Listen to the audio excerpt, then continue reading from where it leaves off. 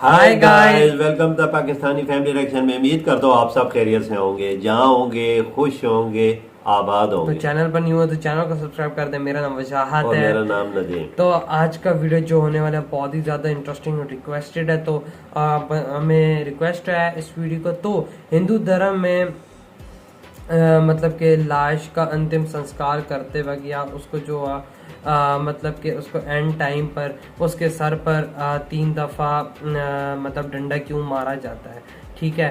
तो ये वीडियो का टाइटल, अभी वीडियो का टाइटल देखेंगे तो तभी हमें पता लगेगा ऐसा क्यों होता है। वीडियो तो देख के ही मालूम होगा। तो इन 3 2 1 एंड स्टार्ट। ओरिजिनल लिंक मिल जाएगा वीडियो के डिस्क्रिप्शन में। द डिवाइन स्टेल्स का वीडियो है ये। काफी मुझे भी इंटरेस्टिंग लग रहा है जाने के लिए। मित्रों, मनुष्य की जिंदगी में जन्म के बाद कोई सबसे बड़ा सत्य है तो वो मृत्यु है।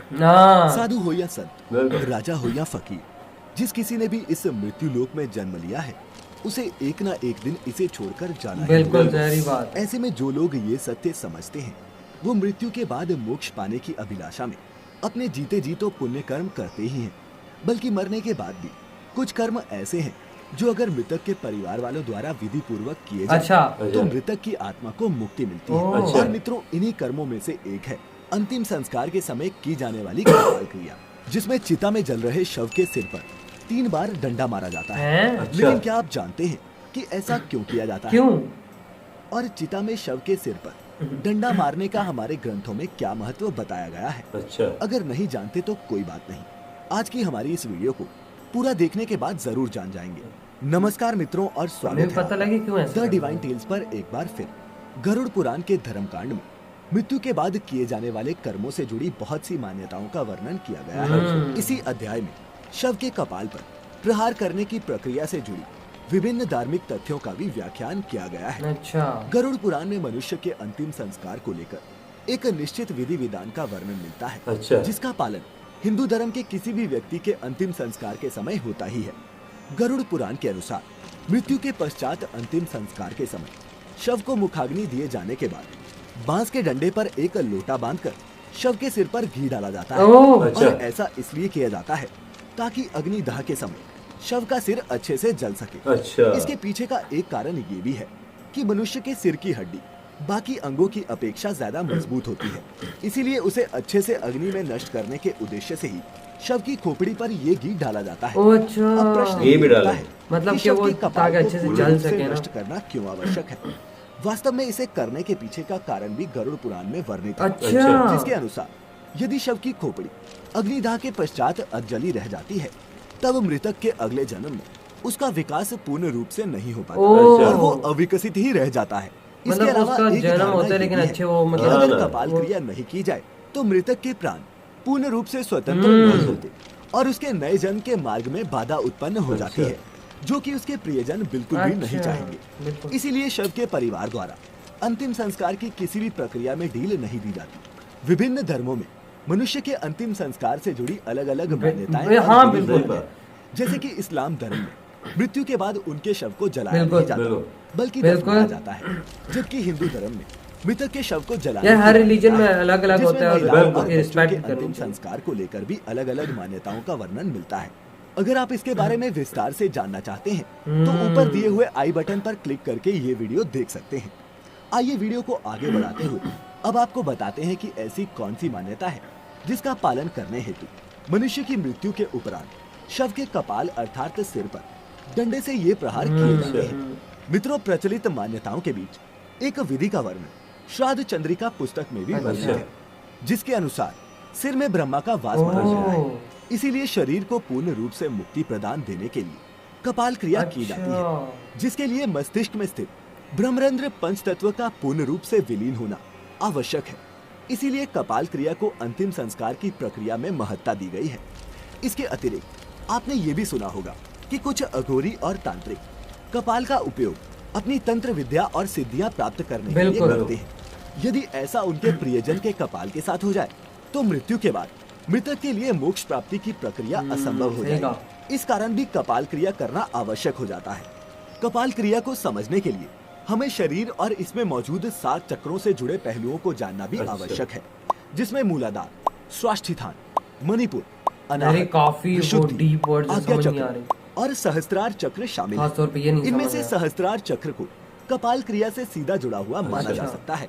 सहस्त्रार अर्थात मस्तिष्क का मध्य भाग। इसे आप इस तरह भी समझ सकते हैं कि ये मस्तिष्क का वो हिस्सा होता है जहाँ चोटी रखी जाती है। यदि व्यक्ति यम नियम का पालन करते हुए यहाँ तक पहुँच गया है तो वह आनंदमय शरीर में स्थित हो गया है। ऐसे व्यक्ति को संसार, संन्यास और सिद्धियों से कोई मतलब नहीं रहता। इस चक्र को जागृत करने के लिए लगातार ध्यान की आवश्यकता होती है। मूलाधार से होते हुए सहस्त्रार तक पहुंचा जा सकता है। शरीर की संरचना में इस स्थान पर अनेक महत्वपूर्ण विद्युतीय और जैवीय विद्युत का संग्रह मिलता है। इसे ही मोक्ष का द्वार भी माना गया है। वास्तव में धर्म शास्त्रों के अनुसार जब मनुष्य की मृत्यु होती है तब हमारी आत्मा उसी चक्र से शरीर को छोड़ती है जिस चक्र के आसपास हमारा संपूर्ण जीवन व्यतीत हुआ। शास्त्र से आत्मा के निकास को मोक्ष प्राप्ति माना गया है। शास्त्र से जब आत्मा निकलती है तो वो कभी कभार मस्तिष्क को फोड़कर निकलती है। और मित्रों, ये भी जरूरी नहीं कि सातवें चक्र को जागृत करने वाले हर व्यक्ति की आत्मा मस्तिष्क को फोड़कर ही बाहर निकले, लेकिन ऐसा कभी कभी होता है। अगर किसी व्यक्ति की मृत्यु के दौरान अपने आप मस्तिष्क फट जाए तो मतलब साफ है कि वह साधारण व्यक्ति तो बिल्कुल भी नहीं रहा होगा और वह निश्चित ही मोक्ष प्राप्त करने वाला है। तो मित्रों, हिंदू धर्म में वर्णित कपाल क्रिया से जुड़ी ये मान्यताएं और विधि हिंदू धर्म में विश्वास रखने वाले लोगों के लिए किसी नियम से कम नहीं है। चाहे आप इन मान्यताओं में विश्वास रखते हो या नहीं, ये मान्यताएं अप्रत्यक्ष रूप से आपके जीवन से लेकर मरण तक हाँ बिल्कुल, इसमें कोई शक नहीं। और इसीलिए इनके बारे में जानना आपके लिए आवश्यक हो जाता है। खैर, अगर आप हिंदू धर्म से जुड़ी इसी तरह की और भी अनूठी जानकारियों से तो यार इसी वीडियो का यहीं पे अंत हुआ। तो अगर और आपको मतलब के वीडियोस वगैरह रिएक्ट करनी हो कमेंट सेक्शन में भी बता सकते। तो अब आते हैं यार अपने रिव्यू में। यार मतलब अब मुझे पता लगा है कि मतलब कि वो क्यों करते हैं, ताकि उसकी खोपड़ी में जो हड्डी होती है ना पापा, वो काफी ज्यादा आपको पता सख्त होती है, तो वो उसको अच्छे तरह से वो जला सकें और मतलब कि उसके ऊपर हल्का हल्का बिल्कुल घी लगा दे ताकि वो अच्छे से जल सके और अच्छे से वो उसका वो हो सके सब कुछ जो होता है। यार हर धर्म की हम लोग रिस्पेक्ट करते हैं, जाहिर बात है, हर धर्म की अपनी अपनी एक होती है, रस्में होती हैं। बिल्कुल रस्में, आप जैसे क्या एक वो होता है, अब मुस्लिम्स का अलग है, हिंदूज का अलग है, क्रिश्चियंस का अलग है और सिख्स का आई थिंक मुझे इस बारे में बिल्कुल नहीं आइडिया, क्योंकि उनका मैंने बिल्कुल नहीं देखा क्या होता है। अगर कोई है तो प्लीज बता दे।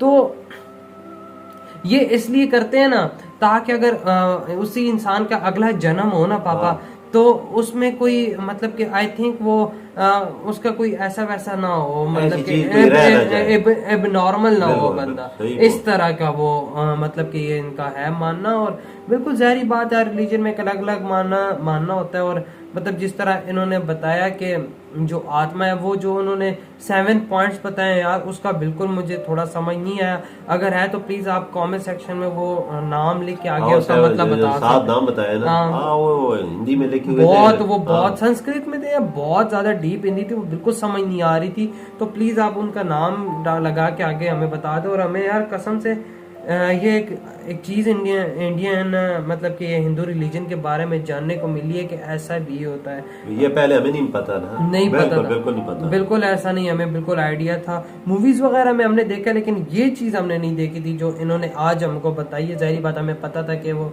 अंतिम संस्कार होता है, फिर ये जो चीज होती है ये आज हमें पता लगी है। और भी यार बकाया कुछ और भी चीजें हुआ करें तो प्लीज आप हमें बता दिया करें, या तो मैसेजेस में या बिल्कुल सही बात है। हर मजहब की रिस्पेक्ट करनी चाहिए, बिल्कुल जाहिर बात है, जो है भाई रिस्पेक्ट करनी चाहिए। ये नहीं बोलना चाहिए, हंसना नहीं चाहिए कि तुम लोग इस तरह करते हो उस तरह करते हो।